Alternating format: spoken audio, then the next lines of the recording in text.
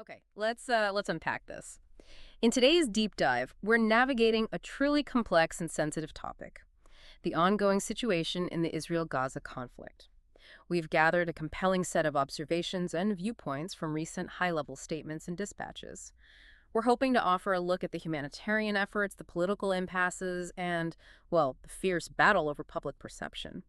Our mission really is to distill these insights for you, help you understand the core arguments, the factual points shaping this incredibly important discussion, and we'll be remaining strictly neutral throughout.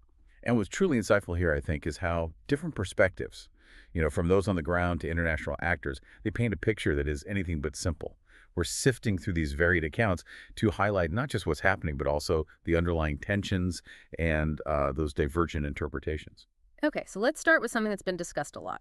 The humanitarian aid efforts in Gaza. The material we've looked at indicates Israel recently began a series of limited ceasefires across Gaza. That's right. Specifically designed, we're told, to allow more humanitarian aid into the Strip. Hmm, And it's drawn some praise internationally. right. Indeed. The Israeli military, facing mounting pressure, announced new measures, expanding aid delivery, both by land and air. This includes an airdrop operation of supplies led by KKT, that's the coordinator of government activities in the territories working with international aid groups. So a coordination there. Yes, Yeah. and we're told they're implementing daily humanitarian pauses, designated corridors, too, to allow for safer movement for aid distribution. And the numbers, they seem quite significant based on the information. Over 850 aid trucks entered Gaza in just one recent week. That's the figure presented, yes. Yeah. Over 850. And on top of that, Israel apparently connected a power line specifically to increase clean water output in Gaza, about 5 million gallons per day more. Wow. Okay, so it sounds like, on the surface, a concerted effort to address the humanitarian crisis. Well, yes, the sheer volume indicated is certainly noteworthy. But what's truly insightful here, I think, is the inherent fragility of these efforts in a conflict zone. Because the observations also note that while UN convoys did resume operations, some of them were unfortunately looted. Ah, looted. Okay. Which really underscores not just the immediate security worries, but maybe the profound challenge of maintaining civil order, even when people are in dire need. It's not just about getting trucks in, you see. It's about the systemic breakdown that impacts distribution once it crosses the border. That raises serious questions. How can aid reliably reach those who need it most with those kinds of internal challenges? Exactly. It's a critical point. Yeah. So aid gets in, but distribution security is a major hurdle. Now, shifting from the humanitarian side, the actual idea of these ceasefires, it's generating significant debate, particularly within Israel. Right. We've reviewed viewpoints, including from figures like President Trump. According to the material, he believes Hamas isn't genuinely interested in a hostage deal. Yes. His perspective, as presented, is that they've, quote, hardened up and don't want to give them back.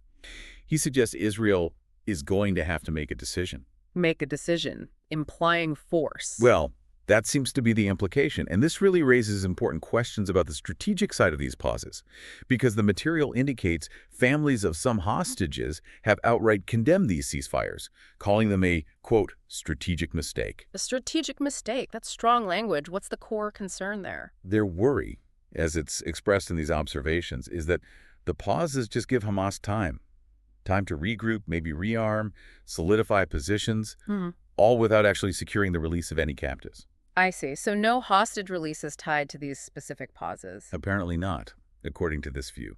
As one voice in the gathered observations put it, there's this deep tension, right, between sending soldiers to fight an enemy and at the same time providing that same enemy with, quote, everything they need to continue their war effort. It highlights a really difficult dilemma. A dilemma between short-term humanitarian goals and maybe longer-term strategic objectives for security. That's profound. Absolutely. How do you navigate that? The information doesn't give an easy answer, but it points consistently to immense pressure from all sides. You've got international and domestic pressure to ease suffering, hence the aid.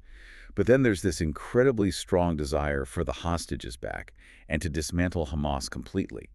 And some see these ceasefires as, well, undermining those goals. So this constant push and pull of conflicting priorities really defines things based on these accounts. It seems to be a central theme, yes. Okay, moving beyond the immediate aid and ceasefire dynamics, Prime Minister Benjamin Netanyahu, he recently addressed Christian leaders in Jerusalem, including Pastor Paula White. That's right, from the White House Faith Office.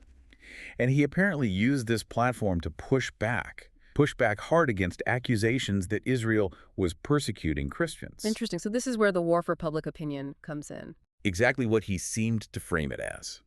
According to these observations, Netanyahu asserted, quote, Israel is now portrayed as the enemy of Christians, while, quote, the enemies of Christians are portrayed as the friends of the United States.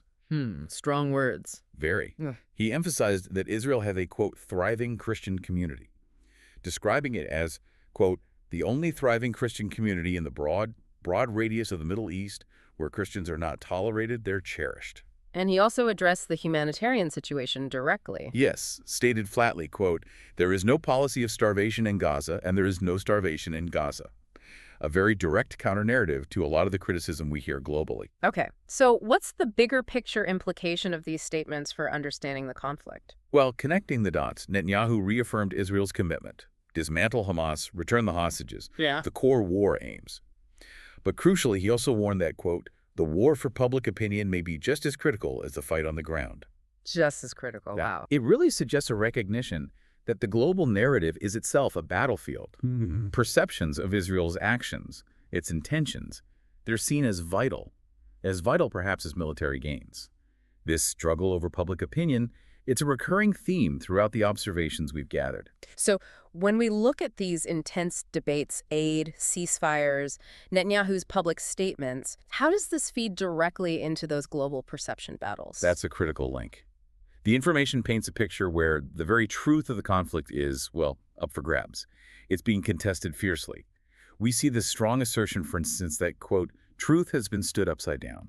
Essentially, that complete falsehoods are being spread. And this perspective focuses particularly on what? On Israel's character, and specifically its treatment of Christian communities, aiming to sort of flip the script on that entirely. And it's not just broad statements, right? The material includes voices from the ground, offering a more emotional perspective. Exactly. There's a reporter cited, echoing the sentiment that if your family members were held hostage, you'd, quote, do everything in my power to get them home. Understandable. And this viewpoint explicitly labels Hamas as, quote, just evil, citing their stated goal to, quote, drive Israel into the sea and massacre every single Jew living in Israel. It specifically points to the October 7th actions, which Hamas called the Al-Aqsa flood, with intentions described as to kill, rape, maim, and take people captive. So a very stark portrayal based on stated goals and past actions. Very stark. And what's fascinating is how this narrative contrasts with the other portrayal we see. And what's that contrasting portrayal? Well, the material also presents Israel as democracy, one that believes in freedom of religion, respects all of the holy sites, and crucially, where Christianity is growing, the only nation in the Middle East where Christianity is growing. This viewpoint then criticizes certain, quote, news bureaus and the UN. Criticizes them for what? For allegedly perpetuating a, quote, false news narrative and a propaganda machine. The implication being that these entities are actively distorting the global understanding of the conflict. Okay, so these powerful contrasting narratives about identity and actions, they naturally play out internationally. And speaking of that, the UN is holding a meeting, high-level officials, promoting a two-state solution, co-chaired by France and Saudi Arabia. Yes, but here's the rub. The observations we have indicate Israel opposes a Palestinian state currently, and the U.S. apparently calls this particular meeting, quote, unproductive to ending the war in Gaza. Both Israel and the U.S. are boycotting the meeting, we're told. Boycotting it. Okay. Which raises a huge question, doesn't it? Why this long-standing impasse on the two-state solution, especially when it has significant international backing? It's a massive question, and the material you've explored offers one specific historical perspective trying to answer that. Right. It reminds us that back in 1948, there was a UN resolution for both a Jewish state, Israel, and a Palestinian state. Right, the original partition plan. Exactly. But according to this particular viewpoint presented in the material, quote, the Palestinians rejected that. They didn't want a state. Instead, this perspective says, quote, they declared war in 1948 and they have never stopped it. Never stopped it, meaning the conflict is seen as continuous since 48 from that viewpoint. That seems to be the argument here. It suggests statehood has been offered, quote, numerous times since then, after the 48 war, after the 67 war, even pointing to President Clinton, who supposedly gave Yasser Arafat, quote, everything he asked for. And in this account, what was Arafat's response to that Clinton offer? According to this specific account, Arafat, quote, still couldn't sign a peace deal, and would not create a Palestinian state and recognize Israel. And the reason given for that? The reasoning given here is quite stark. Quote, he knew he would be assassinated if he came to peace with Israel. So this viewpoint strongly argues against what it calls revisionist history. It calls accusations of Israel being an apartheid state entirely false. And it concludes with a very firm declaration from the source. As Christians, we stand with Israel and we will stay standing with Israel. Okay, so to sum up that specific historical narrative, it suggests the lack of a Palestinian state stems from repeated rejections by Palestinian leadership, driven by an unwillingness to accept Israel, maybe due to internal pressures, and frames the conflict as ongoing since 1948. It's a very particular frame. It is, absolutely. And this historical interpretation, as it's presented here, it underlines a belief that the conflict's roots are in these fundamental rejections of Israel's existence, less about other factors often cited in different historical accounts.